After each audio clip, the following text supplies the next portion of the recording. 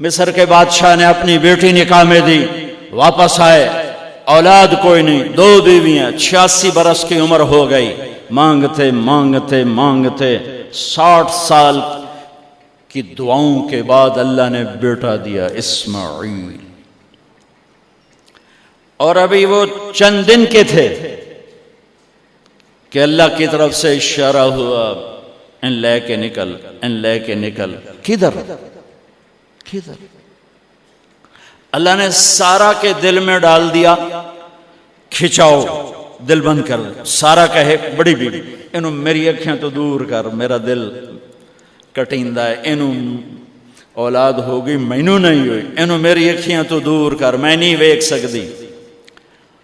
انہوں نے سمجھا سوکن پنا ہے۔ جبریل آ گیا کہ اللہ تعالیٰ فرما رہے ہیں جیسے کہہ رہی ہے ویسے کرو، لے جاؤ۔ کہ اللہ کہاں لے جاؤں؟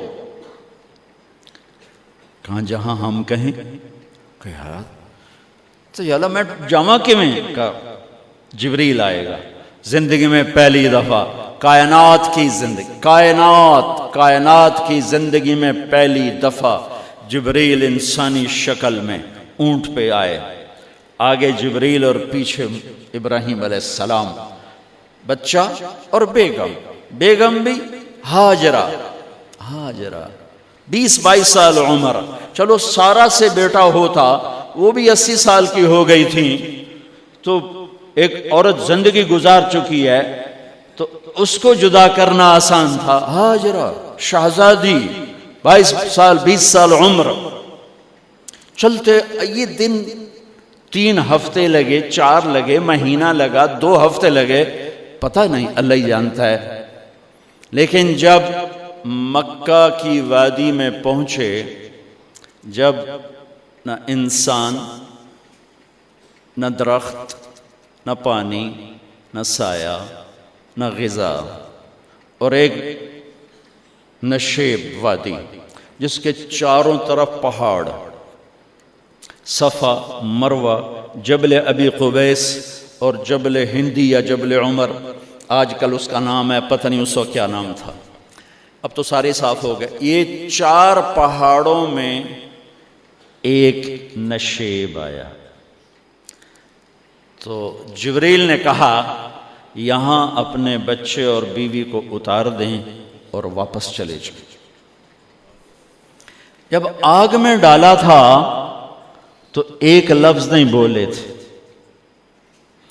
اور ایک طرف ہوا کا فرشتہ، ایک طرف پانی کا فرشتہ کہ ہم آپ کی مدد کریں، کہ اما الیک فلا، نہیں تمہاری ضرورت نہیں، اما اللہ فنعم، اللہ ویکھ رہا ہے، انہوں بچاونا ہویا تو بچا لے سی، یہ ساڑنا ہویا تو ساڑ دے سی، میں تہاڈی لوڑ بھی فرشتوں سے بھی بے نیاز ہو کے۔ اور آگ کی طرف جا رہے ہیں خاموشی کے ساتھ، بس ایک لفظ، حسبی اللہ ونعم الوکیل، حسبی اللہ ونعم الوکیل، تیرے سپرد ہر شے۔ اس خوفناک آگ کے سامنے ایسا صبر، ایک لفظ نہیں بولے۔ جب جبریل نے کہا ایتھے چھوڑ دے ہو، ایک دم یہاں کیسے چھوڑ دوں؟ اللہ اکبر، یہاں تو نہ کوئی انسان ہے، نہ اسباب زندگی ہیں، نہ پانی ہے، کچھ بھی نہیں ہے، کیسے چھوڑ دوں؟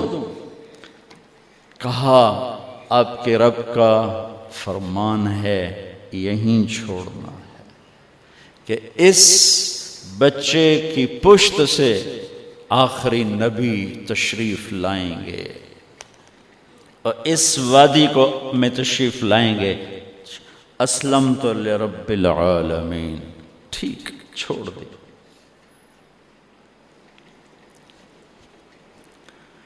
ہاجرہ تو نبی نہیں ہے نا، ہاجرہ تو شہزادی ہے۔ تو جب واپس مڑے وہ حیران ہو گئی، یہ کیا کر رہا، یہ کیا کر رہا؟ تو انہوں نے پوچھنا شروع کیا، اب کیا، یہ کیا، مجھے کیوں چھوڑ کے جا رہا ہو؟ امر، خاموش، جواب نہیں دینا۔ بچہ گود میں ہے، تصور کرو 4000 سال پہلے دا مکہ میں کیویں وکھائی، میں آپ نہیں ویکھ سکدا تو انہوں کیویں وکھائی؟ کالے پہاڑ، انسان نہیں، ہوا کی سنسناہٹ، دھوپ کی تپش، پہاڑ کی آگ، پتہ نہیں کون سا مہینہ تھا اللہ ہی جانے، اور وہ جاری ہیں ساتھ ساتھ. کیوں میرا قصور کی ہے، میں نے چھڑیا کیوں بھائی، جاندہ کدے پہ ہیں، کوئی گل تو دس. چلتے چلتے کدئی پہنچے. کدئی کوئی 3 میل 3 میل. تو ہاجرہ کو خیال آیا یہ اللہ کے نبی ہیں، کوئی اتو نہ گل لائی ہوئے. تو 3 میل کے بعد اللہ امرک، کیا یہ اللہ نے کہا ہے کہ میں نے اتنے چھاڑ دے تو میرے پتر نوں؟ اللہ کیا ہے؟ تو ابراہیم علیہ السلام نے سر ہلایا کہ اذن لن یضیعنا اللہ. ایک اور ہاجرہ نے جنم لیا. پہلے ایک ماں بن کے سوچ رہی تھی، بیوی بن کے سوچ رہی تھی، اب وہ ایک مومنہ بن کے سوچ ابھری، ایمان والی بن کے سوچ ابھری. اچھا جاؤ، جس رب نے کہا ہے وہ رب مجھے ضائع بھی نہیں کرے گا. جاؤ.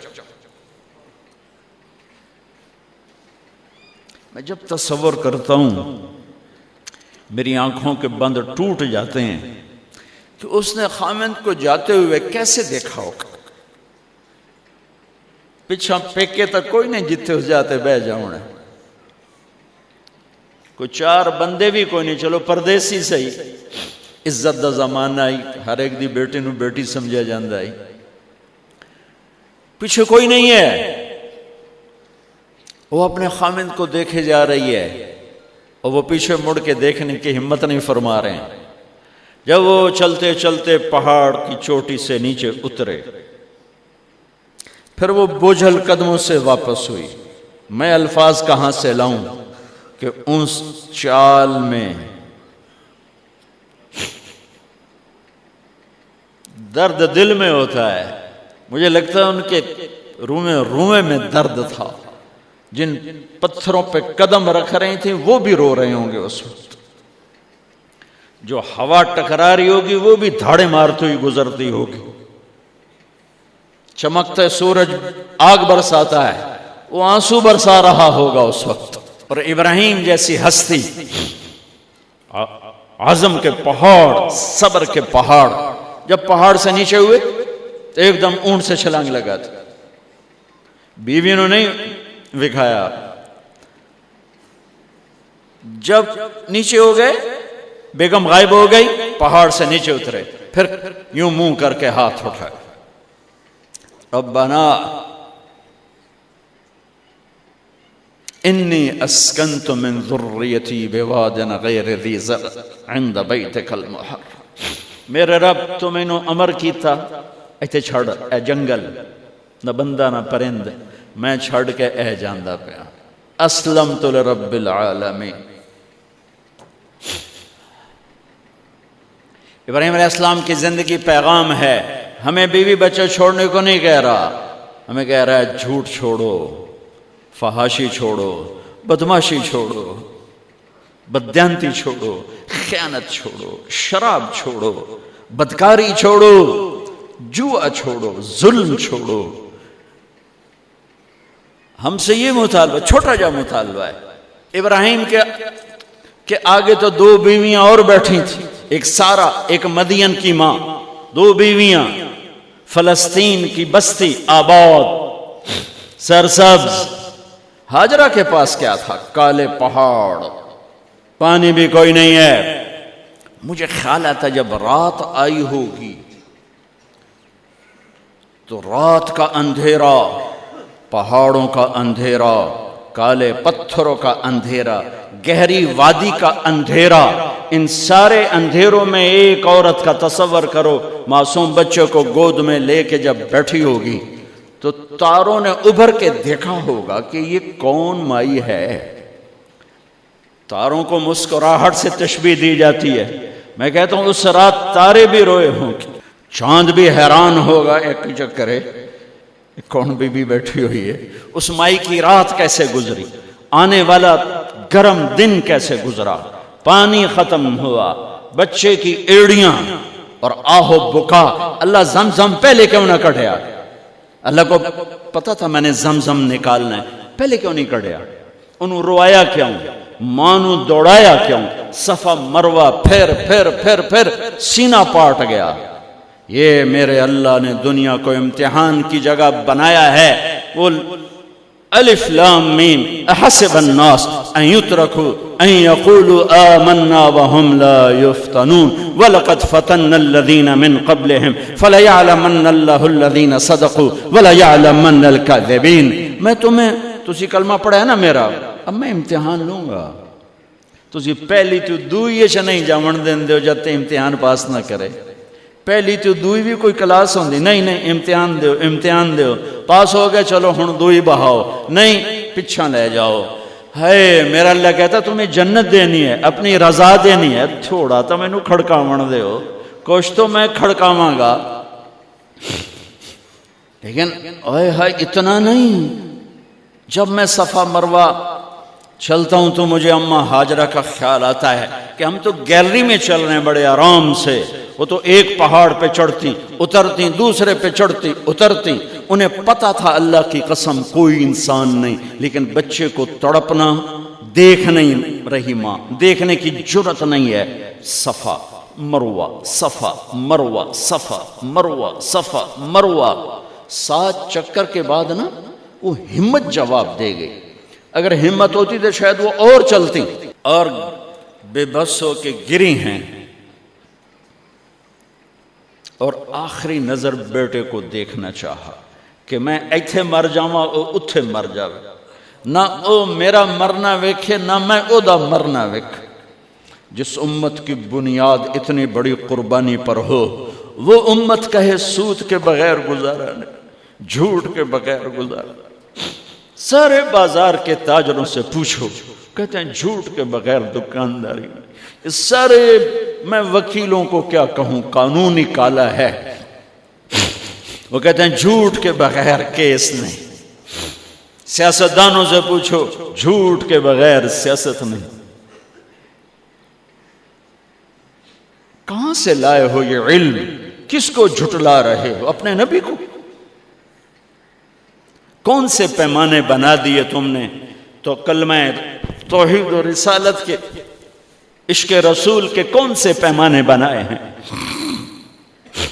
میرے نبی نے فرمایا میرا امتی ہر گناہ کر سکتا ہے، ایک جھوٹ کبھی نہیں بولے گا، ایک دھوکہ کبھی نہیں دے گا۔ سارا پاکستان جھوٹ اور دھوکے کا گٹر بن گیا ہے۔